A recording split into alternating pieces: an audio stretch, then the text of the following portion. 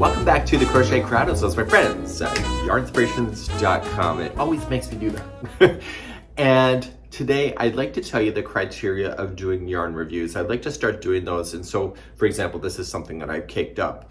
When I do a yarn review or any kind of product review, I'm not just looking, okay, they want $15.99 for something. Oh my God, that's too expensive. I actually look deeper into it because of my past knowledge, and I want to share with you what that is, so it gives you perspective on how I'm going to do my reviews in the future.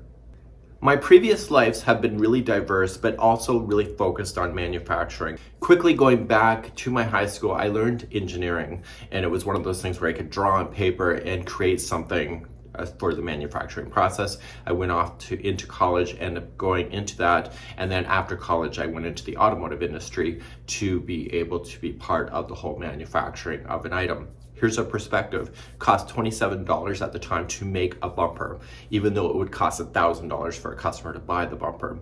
And the reason for that is even though the plastic itself was $27, the machinery to mold the plastic, the logistics of moving that item around the warehouse, getting it painted, moving it from different companies because it was just part of the supply chain, would end up costing the consumer $1,000 in the end. And so when you factor in all of those movements of a product from the very start to the end, plus all the machinery and equipment needed to do it, suddenly a $27 bumper turns into $1,000. And I really want to talk about that in the yarn reviews because I want to give you a perspective that my idea of what expensive isn't necessarily based on my personal opinion on what I can personally afford, but I look at behind the scenes of why it cost the money that it did. Long story short, I got downsized out of the manufacturing job of engineering, and I went on to end up owning my own retail store in my 20s. Then I became a purchaser, trying to buy a product, put it on the shelf, and sell it with an upkeep in order to keep my store going. And it was very, very difficult because I would get a product for $2 and I would have to put it on the shelf for $4, and somebody would bitch that, oh my God, that's so expensive. And yet, in order to keep the lights on, to keep myself paid, to cost the insurance and all of that whole garbage of owning a store, it was really, really a difficult task, and it's something that I eventually sold off because I couldn't afford to maintain it on my own. So I realized from that perspective is that there's also a component of not just how the product is moving around, but all of the different people that need to be paid along the way. From here, I moved on to another job in the courier business, and I went on in a call center. And from the call center, we would charge $8.56 to courier a package overnight. And at the time, it was a lot of money, and people were like, oh my God, because you could spend less of using postal services, but then you had the guarantee of the signature and all of that. And I realized that because there's a car going to somebody's house to pick up something, grabbing it, and then another car bringing it back, it goes to the distribution companies in order to be able to move it around, and then in somebody else's vehicle to be able to move it to somebody's house, that $8.56 is actually a great value. And so the company did well, and I worked on that for several years until I was again kind of removed from the industry. That was my own fault. And then I ended up in the manufacturing sector. Anyway, I got removed out of that because I was coming out of the closet and it got very uncomfortable for everybody, including myself, trying to figure out who I was as a person. But eventually moved on. The grass doesn't grow under my feet for very long, so when I got booted from this company, I literally the same day I found a different job, and I was literally working at a different company on the same day in the evening and started a whole new path in manufacturing. So on this side of it, I was working on the assembly line, and then I eventually graduated to the logistics. And what that means is that the product would come into the warehouse, and I would call the trucking companies, get quotes on what it would take to get these boxes to somebody's location. And so the companies that you would hire would be like $400 just to move like a skid. It could be $1,000, it could be much more. And at the time I'm thinking, geez, this is really expensive, but then I'm not really factoring in the trucking costs, the fuel costs, the time of the drivers, the warehousing time, and all of that. And you realize that when you factor all of that, plus then the cost of the product itself, is that suddenly this $4 object can actually turn into a $15 object when they factor in all the different costs when you look at it per unit. So then eventually I moved out of that and into a different job because I was needing something new in my life. So watching all these truckers come and go, I'm like, where are they going?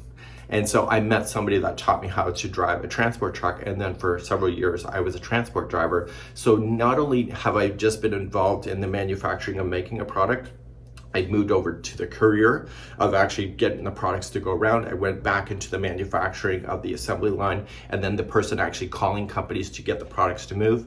I wanted to see where the drivers went. And so for several years, my ass has been all over North America in a transport truck, taking things from point A to point B. And in actual fact, my experience, the trucking was actually a great job as far as payment, but you're never home. And so then it can be a wear on the body and you can be very tired. But what I knew from that particular part of my life is that a company would promise another company to get a product from point A to point B in a certain time frame, even if it was kind of illegal for the trucker to be driving those many hours. So it was a constant push and pull on being able to do that. And so myself, I would go to like a major distribution center. It would start with W, and you could sit there for hours and wait for your truck to be unloaded, and you just wait and you wait and you wait and you hurry up and you wait more before your truck is unloaded. And then once you're unloaded, you have to drive somewhere else and then wait and wait and wait. And from that point in my life, I was crocheting and knitting in the truck, waiting and waiting and waiting. And I decided to film some videos, and this is why you see me today. So it's been a progressive period of understanding. So now that I've come into this industry with my background, I don't necessarily look at a ball of yarn from a cost point of view as saying this is expensive, because I understand from my previous experiences everything that it took to land in my house today.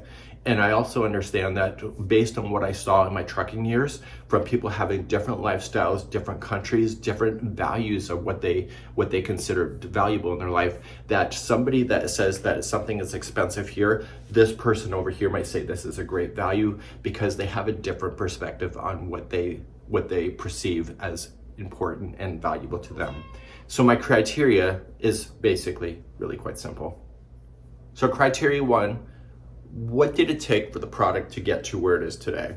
So don't just say, okay, it's $10, it's far too expensive. Why is it $10? And let's take a look at the product itself and just kind of factor in that all of the supply chain that happened to get the product to where you are today is all part of the cost. And unfortunately, during the pandemic, all the costs went through the roof, and it still are today in 2023. So there are some costs that are just things that you cannot avoid because it's all part of the supply chain. And the only way that you could avoid doing any cost of yourself is put some sheep out in your yard, shear it, spin it up and process it yourself. But then you gotta buy the feed, you gotta make sure they got a fence, you got a veterinarian cares. So nothing in life is ever truly cheap, I think, and sometimes it's just not affordable or doable for many people.